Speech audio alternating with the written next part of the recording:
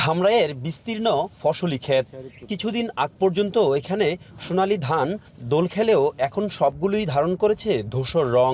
পাশের ইটভাটার বিষাক্ত গ্যাসে পুড়ে নষ্ট হয়ে গেছে সব ধান। একই অবস্থা ৩ ইউনিয়নের অন্তত ১২০ হেক্টর জমির সব ফসলের। বোরো মৌসুমের ফসল তোলার ২ সপ্তাহ আগে ধানের এমন ক্ষতিতে ক্ষুব্ধ চাষিরা।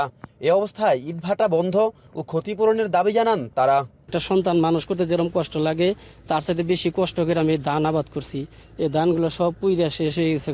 যে চিটা হয়েছে এগুলা কাইটা নেওয়া ধান হওয়ার মতো কোনো উপযোগী নয়। সরকারের কাছে আমাদের আকুল আবেদন, আমাদের কৃষক যাতে না মরে, এগুলা জানি মনে করেন ক্ষতিপূরণ দেয়।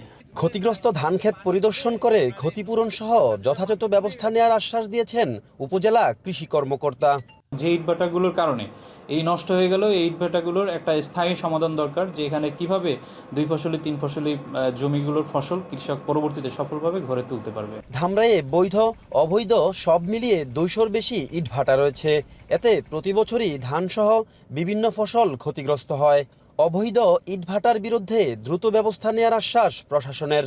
ধান কাটার মৌসুম প্রায় কাছাকাছি সন্নিকটে আছে এবং দেখা যাচ্ছে একই সময়ে ইটভাটাগুলো বন্ধ হচ্ছে।